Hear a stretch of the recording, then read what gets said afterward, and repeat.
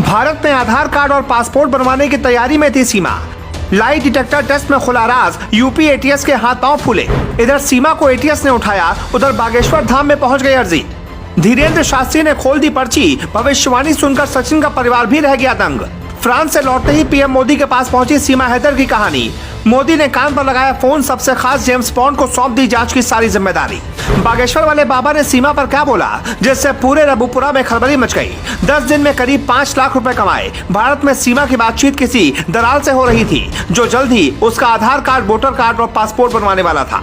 सीमा हैदर के चाचा और भाई का उसके भारत दौरे से ऐसा कनेक्शन मिला है जिसने जांच एजेंसियों के होश उड़ा दिए। यूपी एटीएस के भी हाथ पांव फूल गए। इसी बीच बाबा बागेश्वर ने एक ऐसी पर्ची खोल दी जिसमें सीमा का जिक्र है।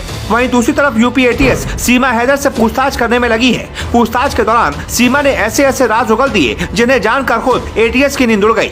हैरानी की बात यह है कि सीमा जिस बेबाकी और कॉन्फिडेंस से हर सवाल का जवाब दे रही है, उससे टीम को शक हो रहा है कि कहीं सीमा को कोई ऊपर से गाइड तो नहीं कर रहा और उसे कब, कहां और कैसे, किस अंदाज में जवाब देना है और कहां चुप रहकर अपने आप को एक मजबूर, अबला और हिंदुस्तानी लड़के के प्यार में पागल बनी दीवानी के रूप में दिखाना है।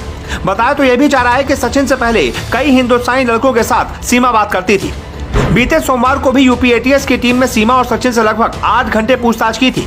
यूपी एटीएस की टीम लगातार 2 दिनों से पूछताछ में लगी है। इस दौरान कई ऐसे राज खुलकर सामने आए जिससे सीमा पर शक और भी ज्यादा गहरा हो गया। यूपी एटीएस के सामने अच्छे के पसीने छूट जाते हैं। उनके सवाल सुनकर लोगों की जुबान लड़खड़ाने लगती है, लेकिन सीमा हैदर सपाट और साफ साफ शब्दों में एटीएस के हर सवाल का जवाब तपाक से दे रही है। एटीएस की टीम ने सीमा से अंग्रेजी कुछ लाइनें पढ़ने को कहा। टीम को शायद ये लगा था कि 5वीं कक्षा पास सीमा सही से शायद नहीं पढ़ पाएगी, लेकिन सीमा ने ऐसी फराटेदार अंग्रेजी का प्रदर्शन किया कि अंग्रेज भी उससे अंग्रेजी की क्लास लेना शुरू कर दें। सीमा ने बिल्कुल सही तरीके से उन लाइनों को पढ़ दिया। उसका इस तरह से अंग्रेजी को साफ शब्दों में पढ़ना एटीएस की टीम के माथे पर पसीना ला रहा है। सिर्फ सीमा से ही नहीं, साथ में सचिन से भी पूछताछ की जा रही है। दोनों से अलग अलग कमरों में पूछताछ की जा रही है। इसके साथ साथ सुरक्षा एजेंसियों के सिर का दर्द इस बात से भी बढ़ा हुआ है कि आखिर सीमा भारत नेपाल बॉर्डर से आसानी से कैसे आ गई, क्योंकि भारत नेपाल बॉर्डर पर एसएसबी सुरक्षा करती है। यहाँ पर कोई परिंदा भी पर नहीं मार सकता, तो सीमा कैसे नेपाल से भारत आ गई? ये सवाल सुरक्षा एजेंसी को सोचने पर मजबूर कर रहा है। इधर एसएसबी भी सवालों के घेरे में गिरती दिख रही है कि उनसे सुरक्षा में इतनी बड़ी चूक कैसे हो गई।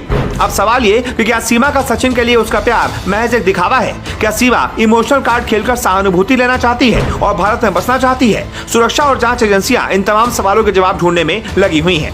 अंदर की खबर यह है कि प्लान बी के जरिए खुफिया एजेंसियां सीमा हैदर के राज खोलने की पूरी तैयारी में लगी है। अभी तक जो भी सीमा हैदर ने राज उगले हैं उसकी क्रॉस वेरिफिकेशन किया जा रहा है, लेकिन हैरानी की बात यह है कि अभी तक जांच में सीमा के खिलाफ कोई भी सबूत हाथ नहीं लगा।